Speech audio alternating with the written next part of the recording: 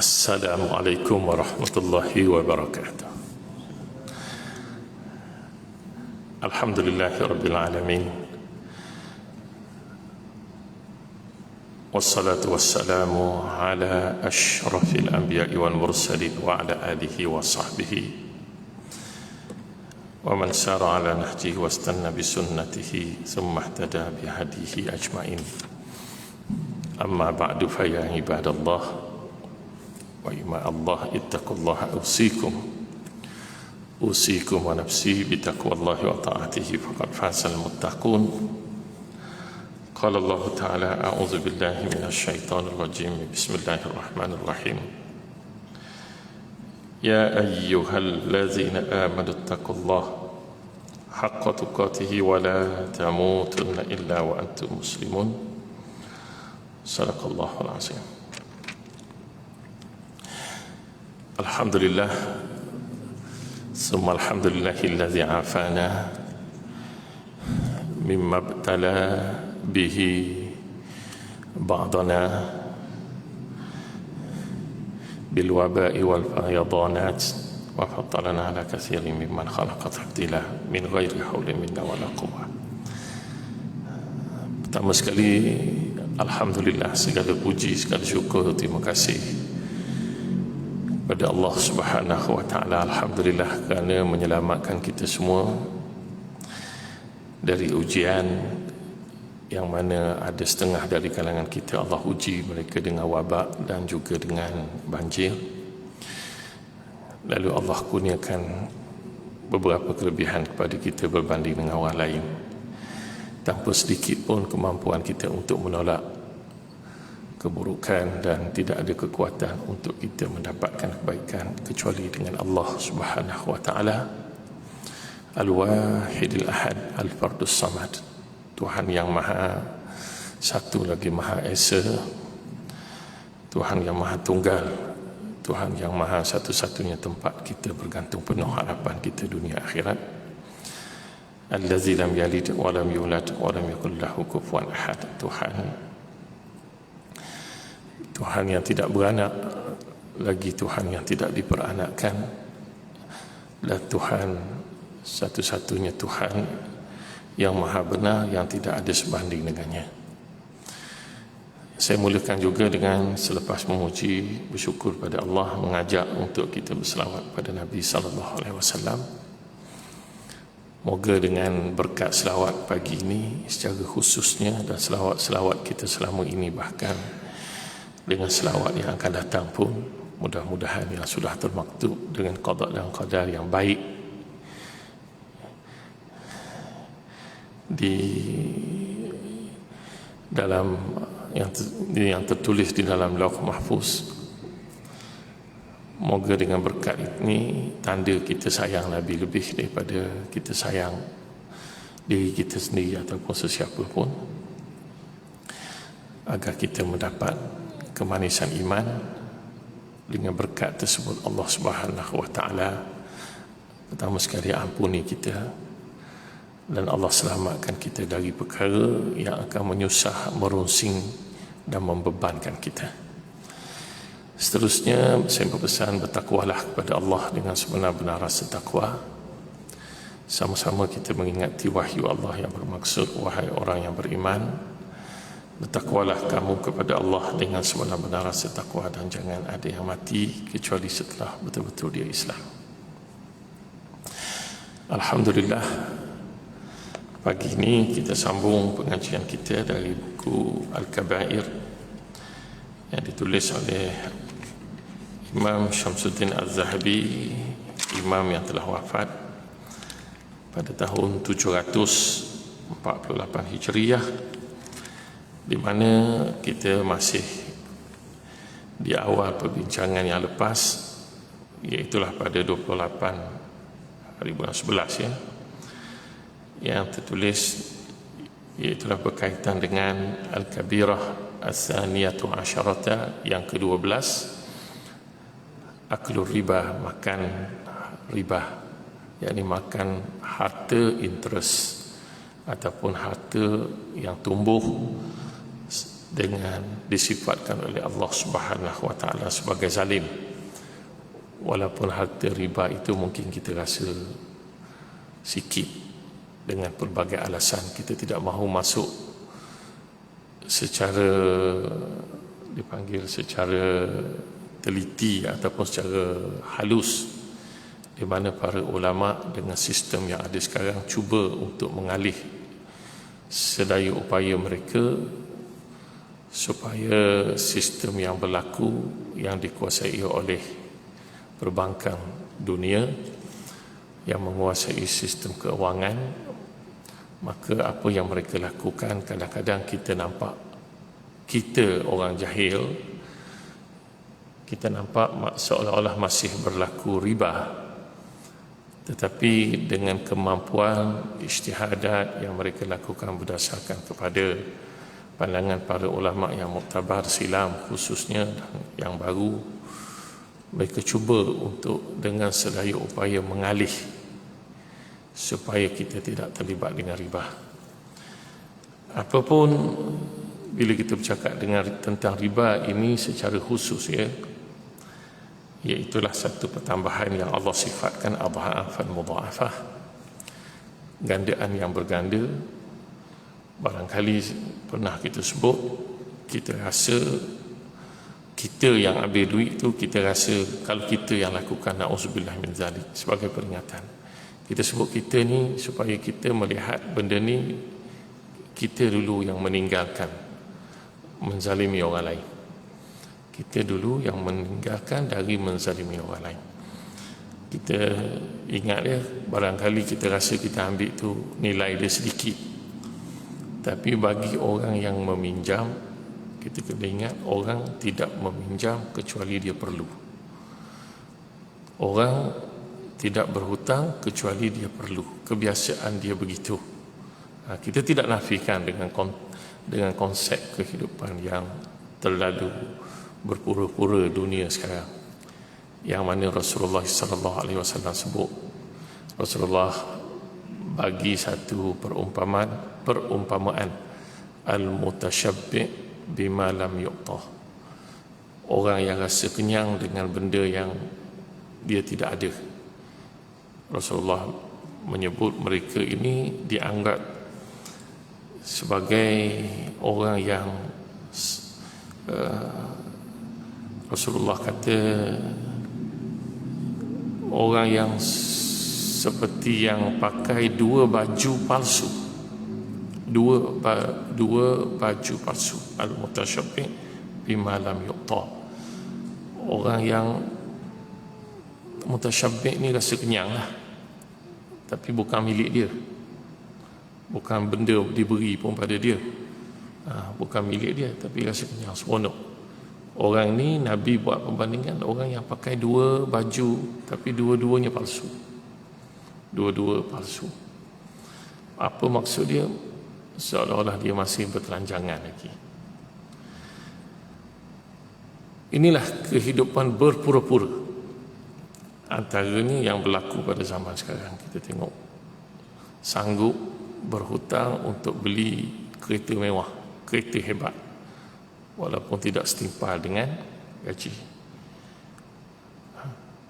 Jadi dipanggil di sana ada benda yang dipanggil keperluan, ada benda sekadar bukan keperluan tapi sekadar dipanggil tambahan keseronokan, perhiasan hidup.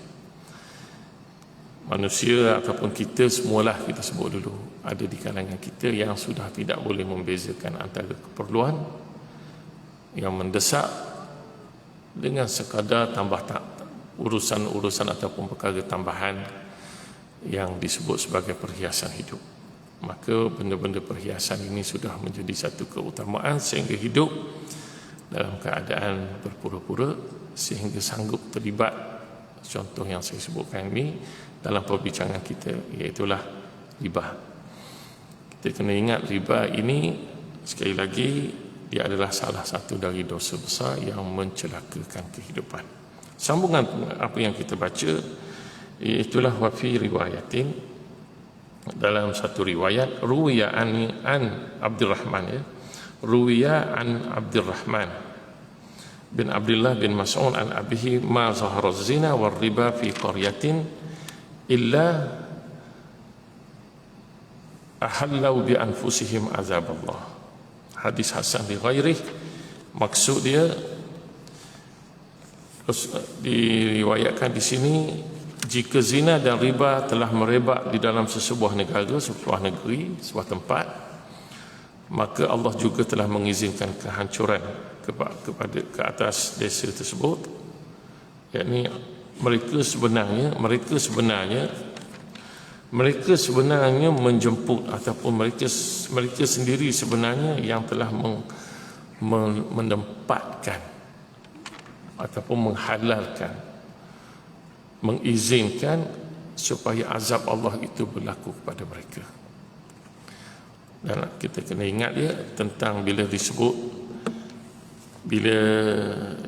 disebut tentang azab Allah Subhanahu wa taala ini, Allah beritahu kepada kita dia adalah hasil dari seperti ayat yang biasa kita baca, zaharal fasadu fil barri wal bahri bima kasabat aydin nas.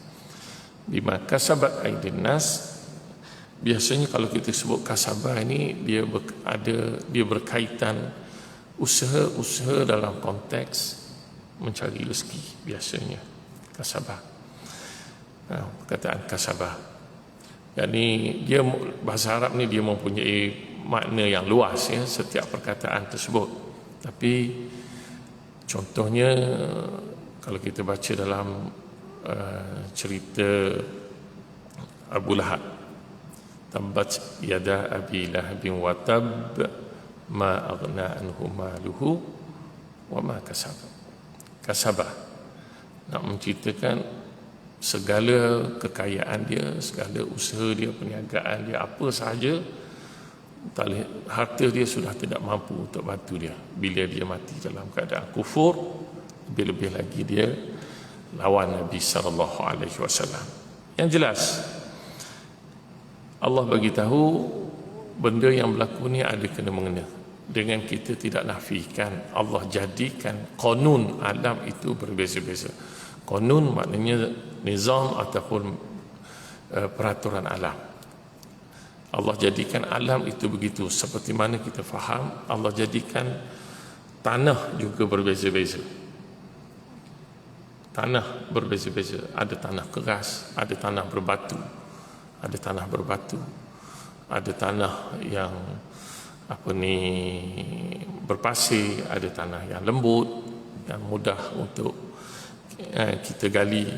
Hari itu saya, ni cerita lama lah masa mula-mula saya sampai ke Mekah tahun 89, akhir tahun 89, masuk tahun 90, lawatan pergi ke saya belajar di Madinah, kemudian lawatan pergi ke Mekah yang dianjurkan oleh pihak kuliah ataupun universiti. Kemudian lepas itu pergi dengan persatuan pelajar Malaysia kat sana. Yang penting untuk pertama kali masa tu masih lagi ada ruang untuk turun ke bawah melihat Telaga Zamzam. Dan masa tu juga masih cerminnya ditutup betul-betul, dipanggil dengan Telaga Zamzam, bukan jauh. Dia berperingkat, akhirnya sekarang langsung tidak mampu, tak boleh nak pergi. Masa tu saya masih ingat bila saya tengok tanah, yang saya nak sebut ni tanah, bila saya tengok batu-batu dalam telaga tu kan, batu-batu, terfikir baru ni 2-3 hari lepas bila teringat, bila duduk baca orang ni balik umrah, orang ni jadi mari teringat lah sahabat-sahabat yang balik umrah. Bila teringat tu, subhanallah, macam mana proses penggalian yang dilakukan pada zaman itu. Nak gali, nak dapat air. Kemudian air itu pula, air telaga tu dia bukan macam tempat kita. Kalau kita air telaga tu kadang-kadang kalau di kampung kan, kalau di kampung dia ada dia ada, dia panggil, saya pun tak tahulah dalam bahasa ni, kalau bahasa Terengganu dia kata kerek, kerek telaga, hak bulat tu. Kadang-kadang kerek telaga tu lebih tinggi dari bumi, air tu naik sampai ke atas. Nak cerita banyaknya air. Kalau bila kita tengok balik telaga Zamzam, airnya tidak putus, tapi airnya kat mana? Bukan di atas, tu di bawah. Kita nampak bagaimana air itu keluar dari celah tepi dinding telaga Zamzam. Masa tu sempat lagi lah nampak. Saya bukan nak cakap tentang telaga itu dalam konteks itu, saya nak bagi tahu macam mana bumi itu berbeza-beza. Itu contoh. Maka ada tempat yang di mana dipanggil yang berbukit bukau, ada tempat yang dengan pelbagai cuaca, ada tempat yang melampau panas, ada tempat yang sejuk, ada tempat yang memang hujan hampir ketika 24 hujan, saya terlupalah. Di sebelah macam di sebelah India, sebelah sana, saya tak tahulah, tapi sebelah sanalah ditunjuk kalau kita cari dalam YouTube. Hampir 24 jam hujan setiap hari sepanjang tahun. Saya tak tahu macam mana cara dia orang hidup, macam mana basuh baju, macam mana jemur baju. Tapi nak cerita, benda-benda ini adalah hukum Allah, qanun, berdasarkan kepada cakrawala semua sekali, matahari hubungan dengan graviti dengan bumi menyebabkan berlakunya kepelbagaian cuaca. Tapi dalam masa yang sama, bila kita berada di negara kita Malaysia, kita mempunyai cuaca yang kita tahu berbeza dengan tempat lain. Kita tahu hujan memang ada berlaku, tapi dalam masa yang sama kadang-kadang ada hujan itu melebihi dari kebiasaan. Ada tempat-tempat dia kata dah berbelas tahun untuk pertama kali banjir, itu contohnya. Jadi benda-benda yang seperti inilah yang berlaku. Bila berlaku, mengingatkan kita supaya kita banyak beristighfar kepada Allah Subhanahu Wa Taala. Cuba bayangkan kena banjir dan kita tak kena lagi, hal lebih teruk lagi banjir, iaitulah tak ada air langsung. Tidak air. Yang ini kehidupan yang kita tak boleh nak bayangkan. Kita tak boleh nak bayangkan kehidupan jika dalam keadaan dipanggil kemarau yang berpanjangan. Baik, apapun salah satu dari perkara yang akan menyebabkan seseorang itu ataupun tempat itu, negara, bila sebut negara ni, maknanya yang kena semua sekali. Wattaqu fitnatan la tusibanna allazina zalamu minkum khassah. Pasal bala yang Tuhan turun, dia tidak tertentu kepada sesuatu kaum. Bala yang terkena sesuatu kaum ini bala yang pernah berlaku pada zaman yang silam. Contohnya seperti zaman Nabi Lut, contohnya. Bila berlaku, ni dosa yang kita pernah baca sebelum ni, bila Allah Subhanahu Wa Taala perintahkan supaya Nabi Lut keluar bersama ahli keluarga termasuk isterinya, jangan ada siapa pun menoleh memandang ke belakang. Itu contoh mudah yang kita sebut dalam cerita. Dia ada sempadan. Begitu juga yang pernah berlaku kepada zaman Nabi Musa alaihi salam, bila Allah turunkan 9 bala ke atas kaum Fir'aun dan kaumnya kerana mungkir janji dan kufur kepada Nabi Musa, kepada Allah Subhanahu Wa Taala, di mana bala-bala itu turun kepada kaum Bani Israel tak berlaku, padahal duduk sebelah menyebelah je. Kaum Bani Israel tidak terkena masalah kutu, tidak terkena masalah katak, tidak terkena masalah darah, tidak kena apa-apa yang Allah ceritakan dalam Al-Quran.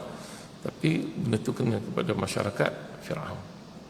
Yang penting, yang itu Allah Subhanahu Wa Taala bubuh sempadan dia dengan perkara yang hanya Allah Subhanahu Wa Taala Maha berkuasa. Allah boleh perintahkan supaya malaikat yang melakukan kerja-kerja ini supaya hadkan. Seperti yang kita tahu, ada satu hadis yang mana seorang lelaki, dalam satu hadis yang sahih Rasulullah menceritakan, saya sebut dalam konteks cerita lah secara mudah, satu hadis kursi.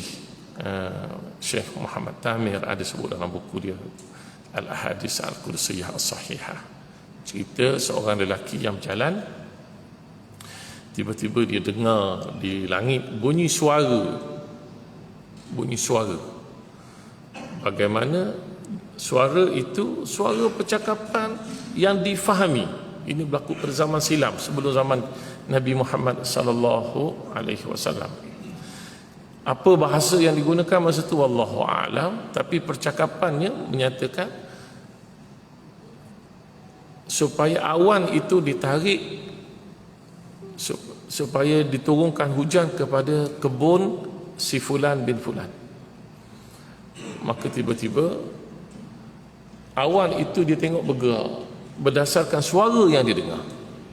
Allah kata, alam malaikat adalah alam ghaib, tapi bila Allah nak tunjuk, dia bukan nampak malaikat, dia didengarkan oleh Allah percakapan malaikat. Dan kalau orang tanya, malaikat bercakap bahasa apa? Kita, malaikat ni tak ada bahasa, dia tak faham. Sebab dia pergi ke mana-mana pun dia faham. Dia datang, dia pergi kat Tamil Nadu pun dia faham. Kat sana. Itu contoh saya sebut Tamil Nadu ni, pasal biasanya hak kita dengar hak tu lah yang bunyi berbelit sikit kan. Bahasa dia ada lagi hak lagi susah, tapi yang kita nak sebutkan di sini Allahu Akbar. Allahu Akbar. Bagaimana malaikat bercakap di langit, tiba-tiba Allah fahamkan orang yang dengar di bumi, kemudian diperintahkan supaya awan itu dibawa ke satu kebun fulan. Lalu dia pun ikut awan tu pergi. Akhirnya turun air itu di sana, dan hujan itu tidak turun di tempat lain, turun di situ. Kesempadanan yang sudah ditentukan oleh Allah Subhanahu wa taala, benda-benda yang pelik.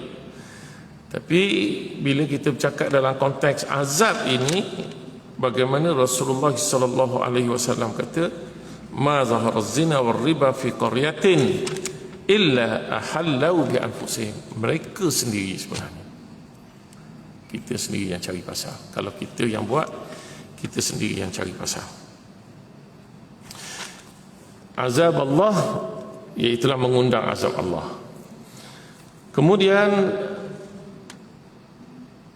dalam hadis yang lain Rasulullah kata,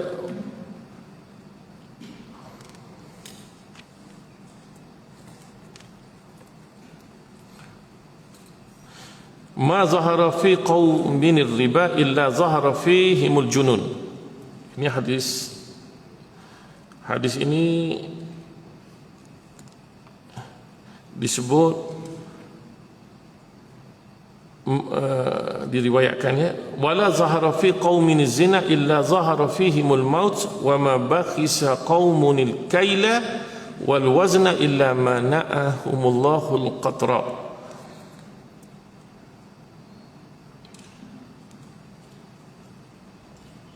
Hadis ini ada hadis yang menjadi saksi kepada sama-sama hadis bahawa hadis ini mempunyai makna yang benar, tidak berlaku secara terang-terangan. Maknanya dia sudah menjadi satu sistem. Bila sebut terang-terangan, maknanya bukan lagi satu kesalahan, bahkan ia menjadi satu benda rasmi yang kalau dalam bahasa sekarang digezet lah, sudah diundang-undangkan. Tidak berlaku riba secara terang-terangan di dalam satu masyarakat kecuali akan berlaku junun, gila ini dalam bahasa yang Nabi sebut. Sekarang kalau bahasa ni mudahnya dia kata sakit jiwa, tekanan perasaan, tekanan mental, tekanan perasaan orang bercinta kan.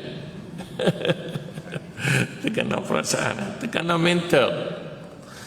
tekanan mental. Hari tu ingat tak berapa lama, mungkin sebulan ke tak sampai ke, wallahu a'lam, sekitar ni lah, kereta disebut, maaflah saya sebut dengan jenis-jenis kereta pasal berita beritahu, sebuah kereta Toyota tiba-tiba berhenti atas jabatan Pulau Pinang kan.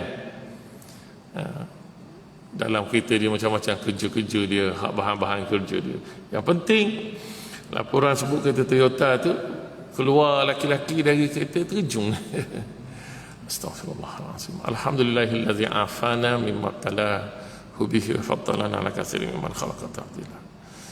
Alhamdulillah, puji-pujian syukur bagi Allah, sejahterakan kita berbanding dengan dia yang sudah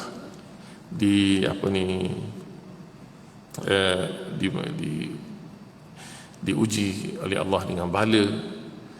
Kemudian Allah kurniakan kepada kita segala kelebihan berbanding dengan orang lain. Mudah-mudahan benda itu tidak akan berlaku pada kita. Bayangkan penyakit mental yang dipanggil, sakit penyakit mental. Ini yang berlaku, salah satunya. Kita duduk nampak. Ini ada kait mengait. Ada kait mengait. Bagaimana Rasulullah kata, wala zahara fihim fi qaumin zina illa zahara fihimul maut, dan tidak berlaku juga zina secara berleluasa kecuali akan berlaku kematian yang zahara juga secara meluas, secara terang-terang. Wa ma bakhisa qaumunil kaila wal wazna illa mana'ahumullahu al-qatra. Hadis ni sama, lebih kurang hampir sama matan bahasanya, riwayatnya dengan hadis yang pernah kita baca sebelum ni. Ini bukan hadis yang sama, dulu kita dah baca hadis lain. Ini saya sambung sahaja. Dan tidak ada sesuatu masyarakat yang yang berniaga lalu mereka kurangkan timbangan. Yang dulu kita sebut sukatan. Dan mengurangkan timbangan. Illa mana'ahumullahu al-qatra, kecuali Allah akan balakan dia dengan al-qatra. Qatra ni iaitulah apa yang kita sebut kemarau saya sebutkan tadi. Asal dia titisan hujan, Allah akan kurangkan. Kalau orang tanya, ustaz, sekarang ni lebih hujan macam mana? Allahu akbar. Yang penting Allah turunkan bala berdasarkan kepada kebiasaan cuaca yang berlaku. Pasal konun apa ni dipanggil, undang-undang alam dia begitu. Kita jangan tunggu, nanti jangan kita duduk kata kalau macam tu hujan ni maknanya tak jadi berlaku. Kita jangan tunggu bala yang bila berlaku dia terbalik. Kalau bala itu berlaku, kalau kita kata turun hujan, lebih hujan, maknanya kita dah biasa dengan hujan. Tapi turun hujan lebih, kita tak katakan benda itu tidak bala daripada Tuhan. Tapi dia masih dalam konteks benda yang sama, laluan yang sama. Orang kata laluan yang sama, cuma dia lebih. Hak kita takut sekarang ni, di mana bila kita diuji dengan benda yang terbalik, dari hujan ada sampai tak ada hujan. Itu yang kita takut.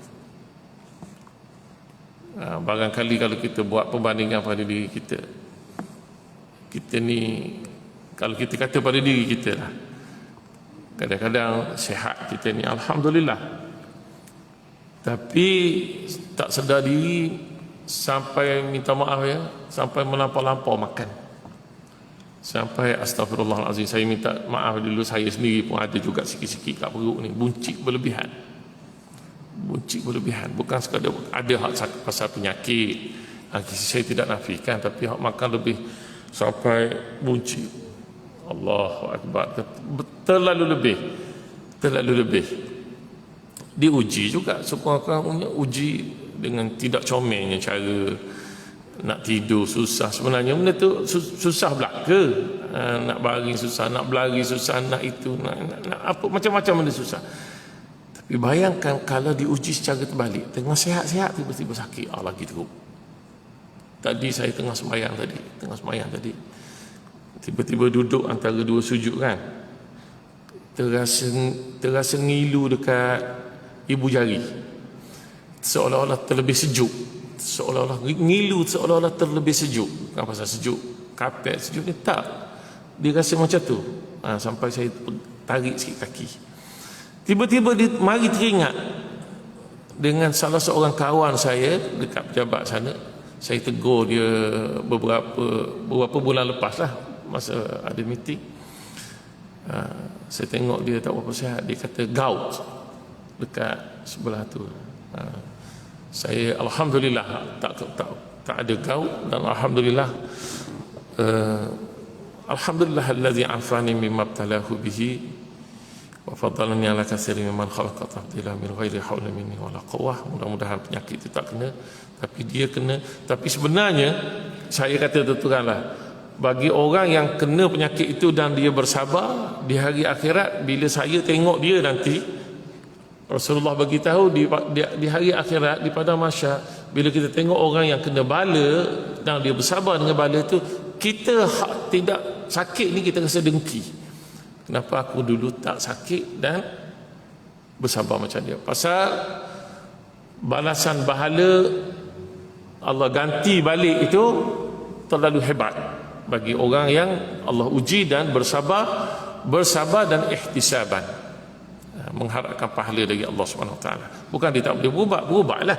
Tapi yang kita nak sebut di sini, Allahu Akbar, macam mana orang yang sakit, bagaimana kita yang tidak sakit dengan yang berbanding dengan orang yang sakit. Diuji, ada masa diuji dengan bahan yang nikmat yang kita dapat, tiba-tiba ada diuji dengan ditarik nikmat, bahkan sakit kalau orang kata dalam konteks kesihatan. Cuba bayangkan benda itu. Cuba bayangkan kalau berlaku kemarau di Malaysia, apa akan berlaku? Kita yang sentiasa mewah dengan air, betul tak? Contoh, kita ambil satu benda je, kita ni bermewah dengan air. Kadang-kadang bila, saya tak kata pada orang lain, kadang-kadang bila mari lupa dan perangai yang bawa dari dulu, bila ambil wuduk pun Allahu Akbar.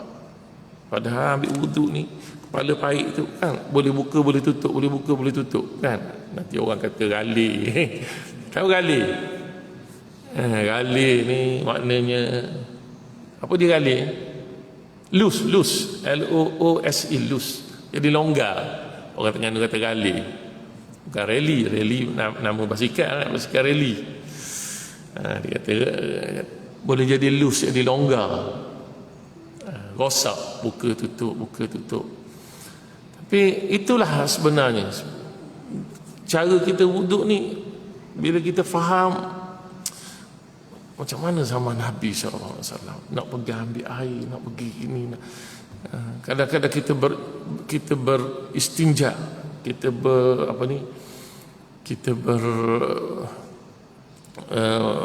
bertaharah, dia panggil taharah, mandi.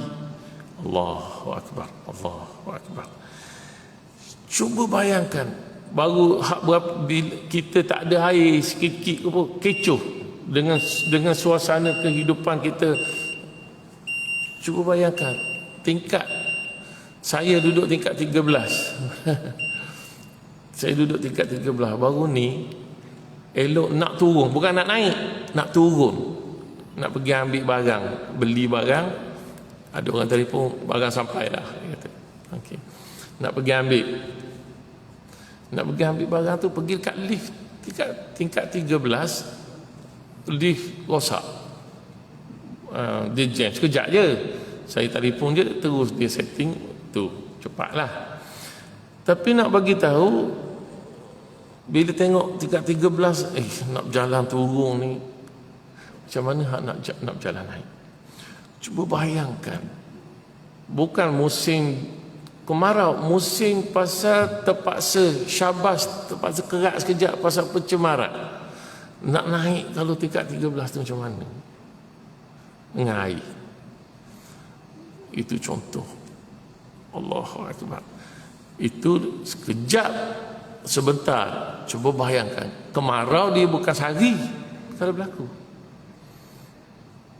paling cepat pun orang kata sebulan, berbulan jugalah kemarau ni.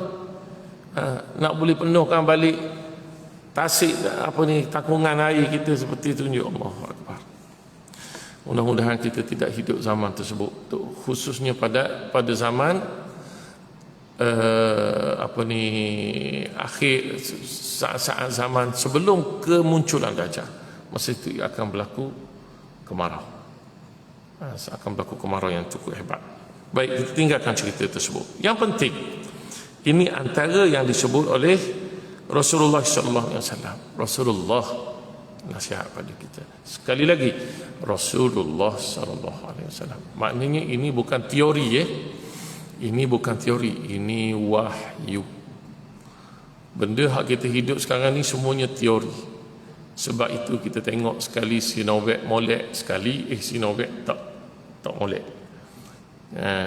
Sekali begini Sinovac saya sebut ke Sinovac, tak apalah, sebutlah benda Sinovac ke Sinovac ke Sinovac ke, benda hak sama je. Mula-mula kata gini, kalau gini kita tidak salah ke siapa-siapa, tapi kita bagi tahu bila teori gitulah. Maka dia hari ni dia boleh berubah, tapi bila kita sebut ini adalah kata-kata Nabi, jaminan dari Nabi sallallahu alaihi wasallam, maka dia bukan teori. Rasulullah bagi tahu benda yang hanya benar. Kemudian disebut dalam hadis yang berikutnya, satu hadis sahih yang dikeluarkan oleh Imam Al-Bukhari, anna akila riba yu'azzabu min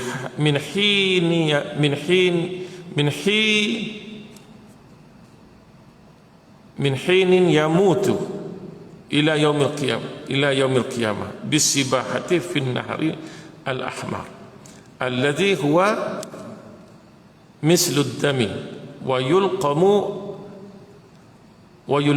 al-hijarata wa huwa al-malu al-haramu alladhi jama'ahu fi ad-dunya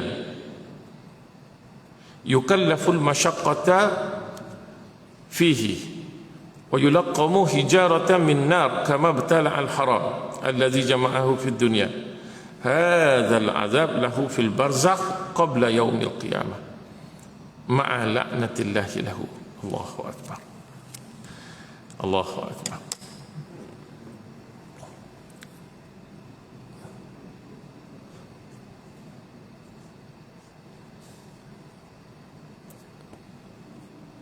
Saya nak pastikan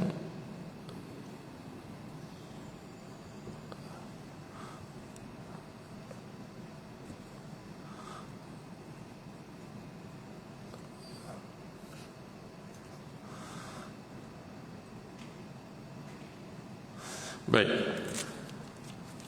Disebutkan di sini orang yang makan riba, yakni orang yang, bila sebut orang yang makan riba ni secara khususnya bukan mangsa riba bukan mangsa riba. Dalam masa yang sama, orang yang meminjam itu, orang yang meminjam cerita lain, orang yang memberi pinjam cerita lain. Dengan menggalak membantu sistem ini supaya menjadi berleluasa pun menjadi satu dosa. Mudah-mudahan bahasa yang Rasulullah guna ini akilar riba ini, mudah-mudahan orang yang macam kita ni, masyarakat biasa, masyarakat yang kita yang terpaksa meminjam, bukan kita yang memberi pinjam. Na'udzubillah, saya sebut ni bukan saya nak menghalalkan sesuatu, jangan salah faham. Tapi kalau bahasa Nabi yang Nabi sebut di sini, orang yang memang makan riba, yakni pihak yang memang pihak keuangan lah, mereka yang berurusan ini, yang memberi pinjam kepada orang lain, kerana dia yang makan dari hasil tersebut. Mereka ini disebut secara khusus akan diazab min hinin yamut,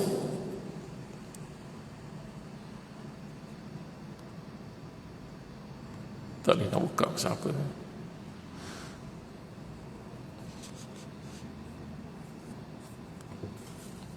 Sebentar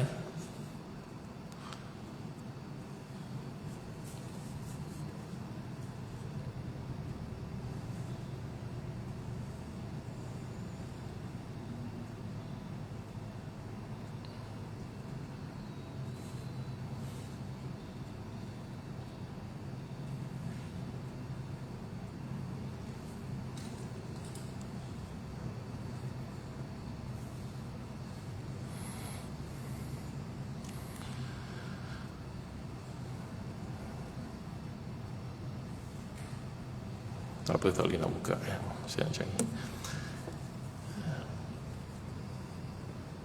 Akan diazab dari dia mula mati, semasa dia nak mati tu, masa nak mati tu dah mula diazab oleh malakul maut, ila yaumil qiyamah, sampai hari kiamat. Sampai hari kiamat diazab sampai hari kiamat. Kalau berdasarkan kepada hadis ini, orang yang makan riba ni dosa dia berpanjangan sampai hari kiamat balasannya. Dalam kubur maknanya kita ingat alam barzakh ni, alam barzakh. Sekali lagi yang kita sebut, alam barzakh ni bukan ada siang malam. Alam yang akan kita masuk nanti. Allahu Akbar. Allahumma ighfir lana dhanbana kullahu dikkahu wa jallahu wa awalahu wa akhirahu wa alaniyatahu wa sirrahu. Alam barzakh yang akan kita masuk bila kita mati. Semalam saya duduk cakap sikit dengan isteri saya pasal duduk rancang apa semua sekali, duduk sambil duduk tengok dia dengan adik-beradik dia gambar, dia ambil gambar apa semua sekali. Masing-masing jadi tua belaka dah. Dia tak ramai, isteri saya dia 4 orang adik-beradik, 2 perempuan 2 laki-laki, termasuk dia lah. Bila ambil gambar 2 orang, 2 perempuan, 2 dah jadi nenek belaka. Isteri saya dah jadi nenek, kakak dia awal lagi dah jadi nenek, anak dah kahwin dah kan. Awal lagi, kemudian abang di 2 orang pun insya-Allah dalam proses nak jadi atuk pula. Itu contoh. Ini normal lah kita berlaku pada kita. Bila tengok cucu pula akan membesar, duduk berfikir. Macam saya lagi, saya contoh lah, maaf saya sebut, saya duduk fikir pula pasal isteri saya kata ini realiti.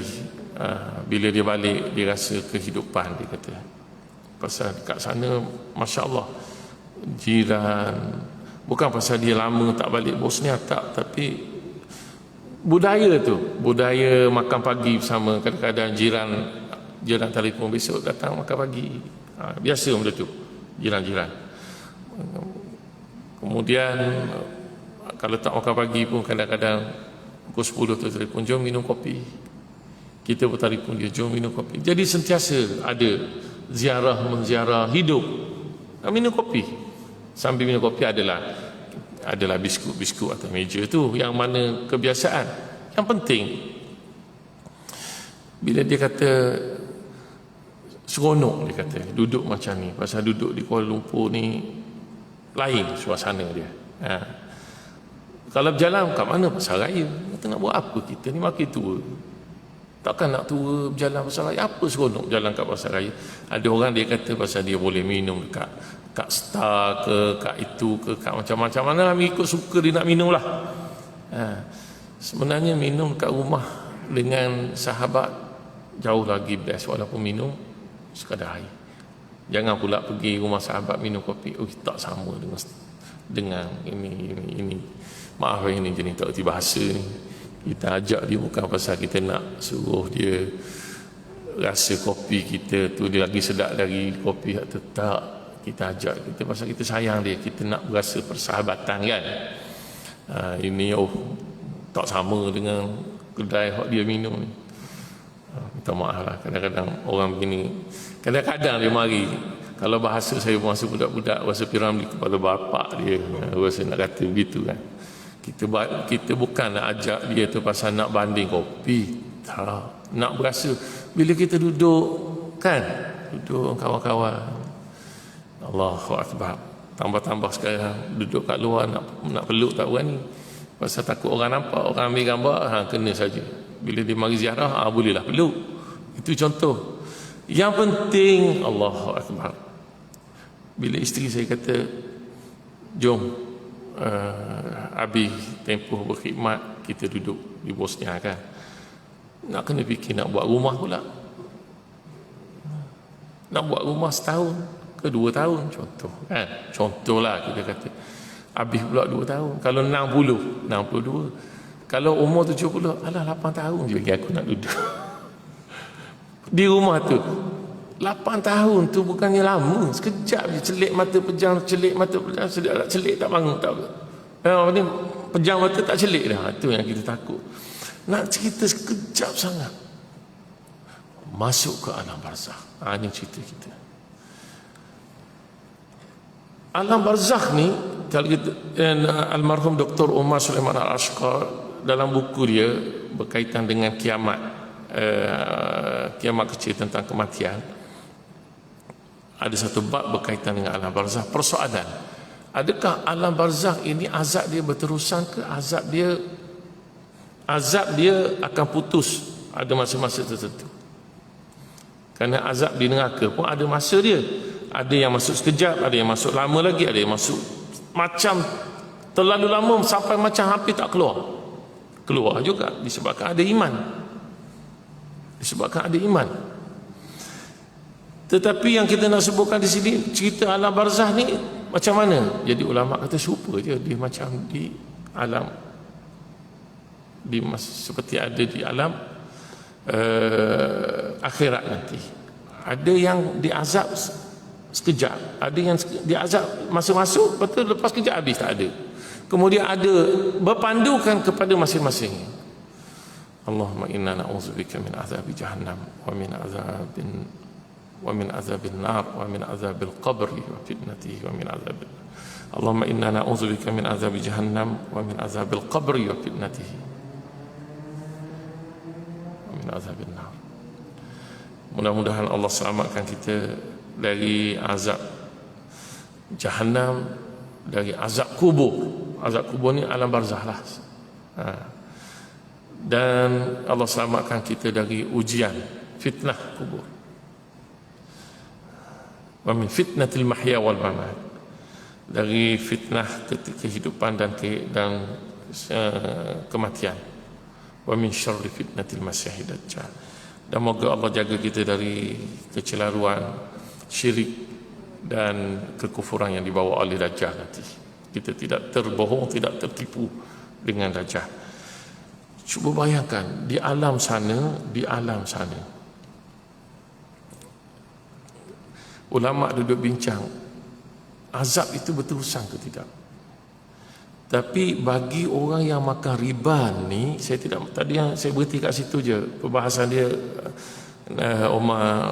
Almarhum Umar Ashqar disebut dengan lebih detail lah, walaupun dia sudah ringkaskan. Yang pentingnya disebut dari saat dia mati ila yaumil qiyamah, berterusan sampai hari kiamat. Berterusan sampai hari kiamat. Bayangkan kalau kita bercakap dalam konteks yang pernah berlaku ketika zaman, kita bercakap secara khusus pada zaman Nabi SAW, 1400 tahun lebih, yang masih degil pada zaman itu jika ada. Kita bersangka baik dengan para sahabat, semua mereka orang yang hebat, yang baik. Yang penting kita bercakap dalam konteks sesiapa, kita bercakap dalam konteks masa. Cuba bayangkan sampai hari ini, kalau kita nak hitung dengan hari, 1400 tahun. Di mana? Bisibahati fin nahril ahmar, berenang dalam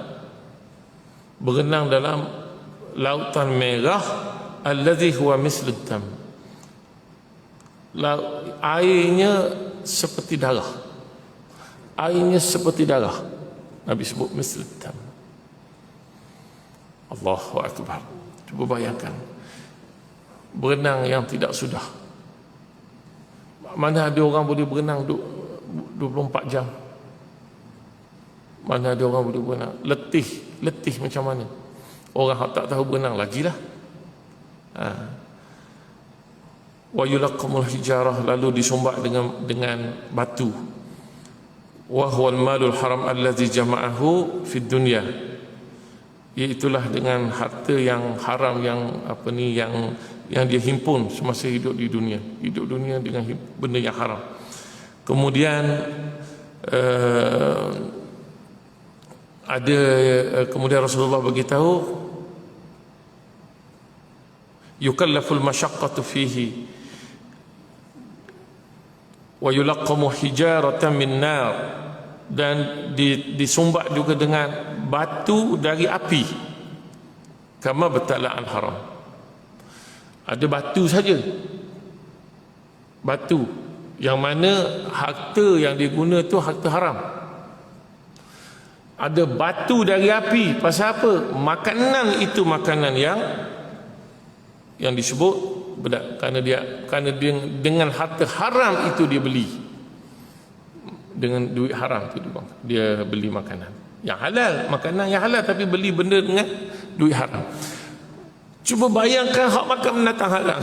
Menatang lah, bahasa keluar juga bahasa Terengganu. Hak makan benda haram. Menatang tu benda menatang tu bukan menatang dulang, itu benda lain. Menatang dulang, bawa dulang. Nak bagi tahu hak makan benda yang haram, benda halal dengan duit haram, dah macam tu. Cuba bayangkan hak makan benda itu haram. Allahu Akbar. Itu ada hadis lain. Hadzal azabu lahu fil barzakh. Azab inilah yang berlaku pada di barzakh qabla yaumil qiyamah, sebelum hari kiamat. Kemudian hadis yang berikutnya, hadis yang kelima, saya tak nak baca kerana hadis yang dhaif. Yang terakhir yang di sini, bagaimana Rasulullah disebut hadis yang hasan li ghairihi, hasan li ghairi. Rasulullah sallallahu alaihi wasallam bagi tahu kepada kita hadis yang sahih, man syafa'a li rajulin bi syafa'atin fa ahda lahu hadiyatan 'alaiha fa qabilaha faqad ata baban aziman min abwabir riba. Sesiapa sahaja yang bantu orang dengan sebab bantuan itu, maka dia diberi hadiah, yakni rasuah lah, faqad ata baban aziman min abwabir riba, juga merupakan satu riba, salah satu pintu riba. Ini antara benda-benda yang disebut oleh Rasulullah sallallahu alaihi wasallam yang sepatutnya menjadi peringatan kepada kita, sekali lagi, supaya kita banyak bertaubat, beristighfar, berazam untuk meninggalkan dengan semua kemampuan yang kita ada, bukan dengan sekadar, dengan semua kemampuan yang kita ada. Kita minta tolong supaya Allah Subhanahu wa taala, antaranya Rasulullah mengajar kita supaya kita berdoa sebelum kita bagi salam, Allahumma qfini bihalalika an haramika wa aghnini bifadlika amman siwak. Ada lagi doa-doa lain. Antara doanya iaitulah Rasulullah ajar, Allahumma malikal mulk tu'til mulka man tasha wa tanzi'ul mulka mimman tasha wa tu'izzu man tasha wa tuzillu man tasha biyadikal khairu innaka ala kulli syai'in qadir rahmanad dunya wal akhirati wa rahimahuma tu'tihima man tasha wa tamna'u minhuma man tasha irhamna rahmatan. Kasihanilah kami semua. Lepas kita ungkit semuanya milik Allah belakang, termasuk rezeki kita, kita ungkit, kita minta bantuan Allah, irhamni rahmatan, kasihanilah aku. Dalam konteks khususnya supaya kalau bab makan minum, harta kita ni biar kalau berada dalam haram, supaya kita berubah kepada yang halal. Dengan satu rahmat, kasihan belas dari Allah tughnini biha ar-rahmati ma siwa. Dengan rahmat Allah itu Allah kayakan kita. Kita tidak perlu lagi berhajat kepada yang lain dari Allah Subhanahu wa taala, yang lain dari yang dihalalkan oleh Allah Subhanahu wa taala. Sekadar itu mudah-mudahan menjadi pengajaran kepada kita. Subhanakallahumma wa bihamdika asyhadu an la ilaha illa anta astaghfiruka wa atubu ilaik. Bismillahirrahmanirrahim. Alhamdulillahirabbil alamin wassalatu wassalamu ala asyrafil anbiya wal mursalin wa ala alihi wa sahbihi ajmain. Allahumma ighfir lana ولوالدينا وارحمهما كما ربيانا صغارا واغفر اللهم لأهلنا وذرياتنا ولإخوتنا وأخواتنا وأجدادنا وجداتنا ولأصحاب المظالم علينا ولذوي الحقوق علينا ولجميع المؤمنين والمؤمنات والمسلمين والمسلمات الأحياء منهم والأموات ربنا إنك سميع قريب مجيب الدعوات. اللهم صل على محمد وعلى آل محمد صلاة تنجينا بها من جميع الأهوال والآفات وتقضي لنا بها جميع الحاجات وتطهرنا بها من جميع السيئات وترفعنا بها عندك أعلى الدرجات وتبلغنا بها أقصى الغايات من جميع الخيرات في الحياة وبعد الممات. اللهم صل على محمد وعلى آل محمد. اللهم صل على محمد وعلى آل محمد طب القلوب ودوائها وعافية الأبدان وشفائها ونور الأبصار وضيائها. اللهم صل على محمد وعلى آل محمد. اللهم اكفنا بحلالك عن حرامك وأغننا بفضلك عمن سواك.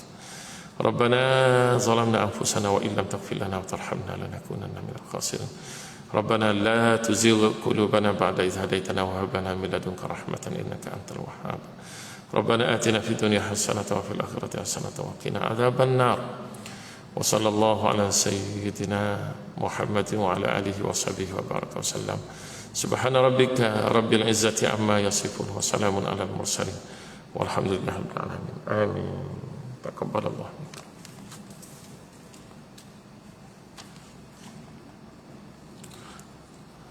السلام عليكم ورحمة الله وبركاته.